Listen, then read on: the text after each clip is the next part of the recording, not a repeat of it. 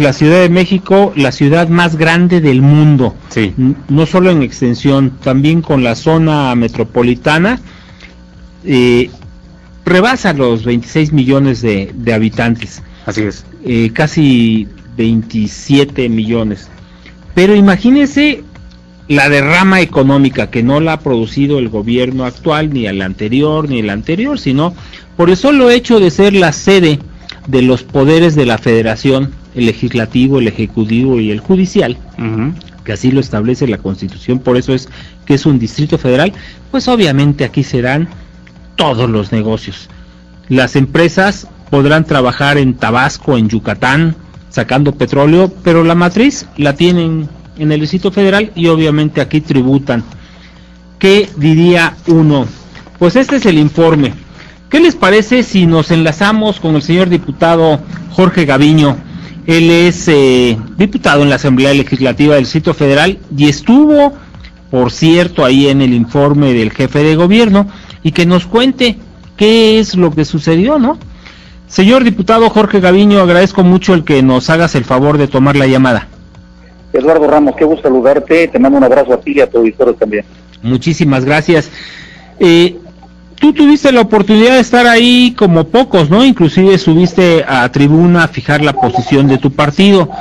¿Por qué se cambió el formato del informe de gobierno del doctor Miguel Ángel Mancera?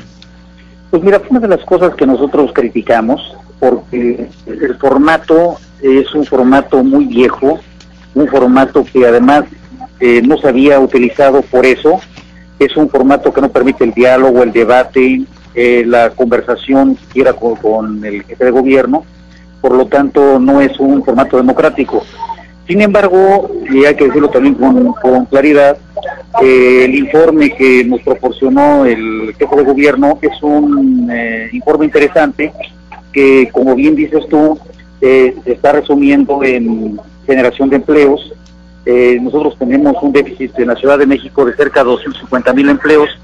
Al generarse cerca de 100,000 empleos, pues es una actividad muy importante para la Ciudad de México. O sea, perdóname, la Ciudad de México requiere año por año crear 250,000 empleos para aquellas personas que tienen la oportunidad de integrarse de manera formal al aparato productivo, pero nada más se generaron 90,000, o sea, hay un déficit de casi 150,000 empleos. ¿Explicó el jefe de gobierno por qué no se produjeron esos empleos que se necesitan y que había prometido?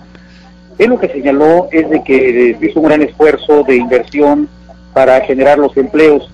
Sin embargo, lo que sí te puedo decir, que lo que está faltando en la ciudad, carácter de presidente de la Comisión de Asuntos Laborales de la propia Asamblea, se necesitan mejorar la calidad de los empleos, porque hay mucha gente que está subempleada y que, si bien es cierto, sí tiene ingresos, no son los ingresos que necesitan para vivir con decoro y dignidad familiarmente.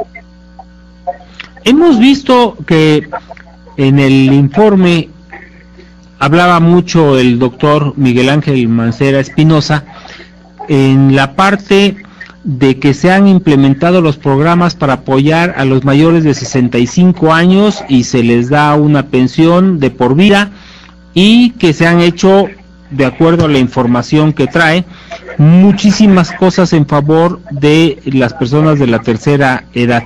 Lo que me llama mucho la atención es, ¿esos recursos van a permitir sostener esto de por vida o van a quebrar a la ciudad en un momento determinado? Mira, es una de las cosas también que nosotros estamos señalando.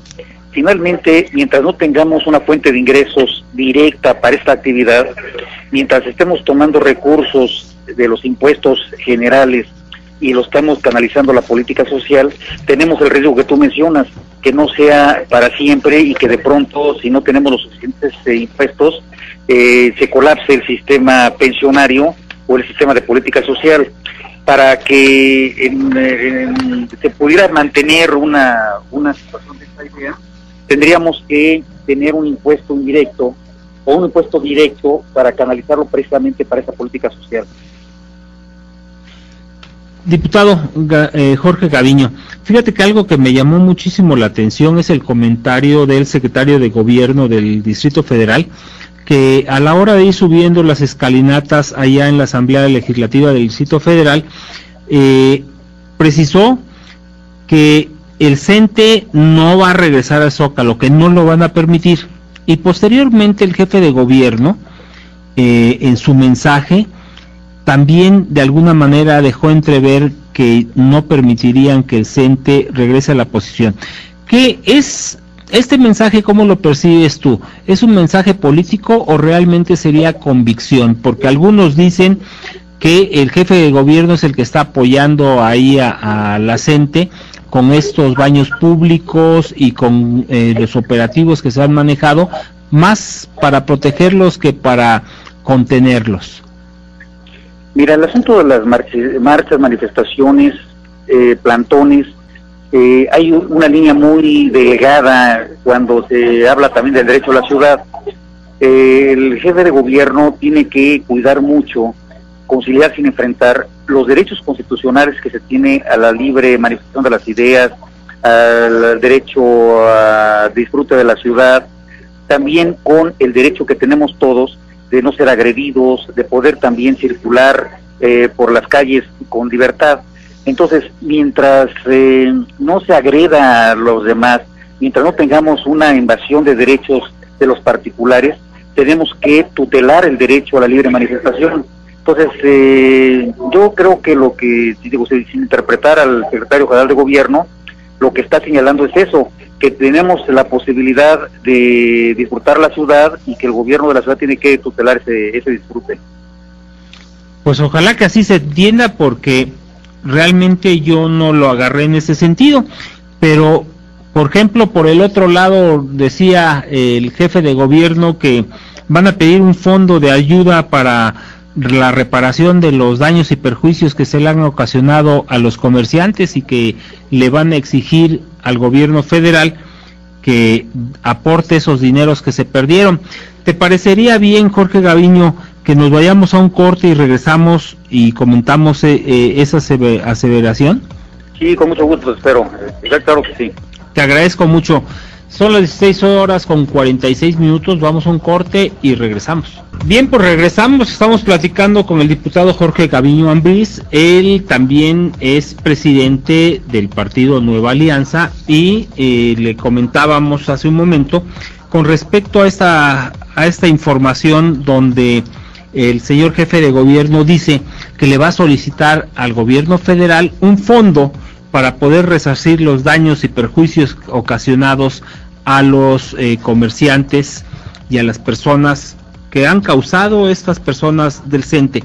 Y yo le preguntaría, señor diputado, ¿esto es posible? ¿Ustedes en la Asamblea Legislativa del Distrito Federal tienen previsto cuál es el mecanismo para que se dé esto? Bueno, a ver, la solicitud que hace el jefe de gobierno es una cantidad de recursos para crear un fondo con recursos federales para que a través de estos recursos se puedan resarcir los daños. Yo entiendo que principalmente deberían de ser daños de infraestructura urbana, es decir, si de pronto por una manifestación que finalmente el gobierno de la ciudad no tiene nada que ver porque se están pues movilizando gente de toda la república y se ocasionan daños a la infraestructura, pues entonces este fondo sí debe de provenir del recurso federal para regresarle a los capitalinos con la infraestructura necesaria. Ahora bien, estamos hablando de fondos federales que tendría que autorizar la federación a través de la Secretaría de Hacienda para ser transferidos a un fondo de gasto precisamente para atender por los daños y perjuicios que ocasionan a través de este tipo de manifestaciones. Y aquí, por ejemplo, comentaría uno, ¿no? Cuando una persona lesiona pues no sé, choca con el vehículo y le pega ahí un poste y como es del Distrito Federal, se es considerado daños a la nación, ¿no? ¿Qué no lo tendrían que pagar las gentes del CENTE o los que hagan su manifestación por no haber respetado las normas que están establecidas, ¿no? Desde luego, o sea, la ley señala desde el punto de vista civil, desde el punto de vista administrativo, pero también desde el punto de vista penal, hay normas especiales para la reparación del daño. Si alguien de una manera dolosa o culposa incluso lesiona pues toda la infraestructura urbana, tiene que pagar la reparación. El problema que tenemos con este tipo de movilizaciones es de que se quedan en el anonimato. De pronto no se tiene quién es realmente el responsable de la lesión a la persona o del daño patrimonial que se ocasionó. Entonces dejan el daño, pasa la movilización, pasan miles de personas, 2, 3 gentes ocasionan un daño a un particular o a la infraestructura urbana, y entonces ¿quién paga ese daño? Entonces pues, es precisamente por esto que el jefe de gobierno está planteando la idea de un fondo con recursos federales, porque además es el precio, digamos, que tenemos que pagar los capitalinos por ser la sede de los poderes federales. Finalmente nosotros tenemos que otra vez conciliar sin enfrentar el tema de los derechos de la ciudad con la obligación que tenemos todos de apoyar los poderes federales por vivir en una república federada. Y en opinión de tuya, de tu partido, como representante, tú como presidente de tu partido, ¿qué saldo deja este informe de los 9 meses que ha estado al frente del gobierno del Distrito Federal el doctor Miguel Ángel Mancera? Yo creo que tiene un saldo positivo el informe. Creo que el doctor Mancera, primero, mira, creemos que es muy beneficioso que no sea un agente, digamos, de partido de una manera militante, sino que sea que es una persona que fue postulada por la sociedad civil, y esto implica pues una garantía de que está gobernando para todos y no para un partido, y mucho menos para una tribu. Esto para nosotros, nosotros lo vemos muy bien, muy positivo en ese sentido. Y luego ya al revisar la lectura de su informe, del resumen de su informe, encontramos que ha habido avances importantes. Por ejemplo, en la disposición final de desechos sólidos, pues ha habido una gran inversión en este tema. Se señalaba también el tema laboral. Hay grandes pendientes. Yo señalaba uno en tribuna, que es precisamente los trabajadores del gobierno de la ciudad. Hay cerca de 30,000 trabajadores que están con recibos de honorarios que implican de servicios profesionales, no les dan ISSSTE, no les dan seguridad social, no les dan aguinaldo, y esto a mi juicio es ilegal. Entonces es una situación que vamos a estar exigiendo para que el jefe de gobierno pues ordene a las autoridades correspondientes y resolviendo este problema, que no va a ser de la noche a la mañana, porque tiene muchísimos años este problema, estamos hablando de décadas. Entonces por lo menos se debe empezar a trabajar en los próximos meses. Y desde tu objetiva, ¿tú aprecias que hay realmente una intención del jefe de gobierno de componer este tipo de situaciones que se están dando, o es meramente político? No, yo creo que sí. Creo que te lo digo como una posición responsable. Nosotros hemos manifestado, y así lo ha manifestado también el partido a nivel nacional, que debemos ser una oposición responsable, una oposición que critique las cosas que consideremos que estén mal y que apuntale las cosas que consideremos que estén bien, porque finalmente esa es la forma de ser auténticos en ese sentido. Entonces yo creo que sí hay un esfuerzo del doctor Mancera de hacer bien las cosas. Pues ojalá que tus palabras sean, pues no proféticas, sino que hechos cumplidos, ¿no? Que se estén dando las cosas de esa manera.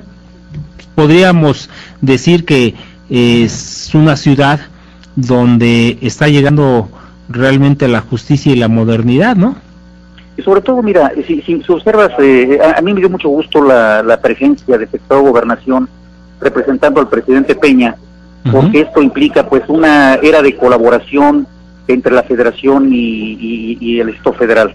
Entonces creo que nos puede ir mejor a los citadinos si tanto la autoridad federal y local trabajan conjuntamente y no están, como se dice, a la greña, viendo a ver dónde se equivoca uno para el otro salir a los medios.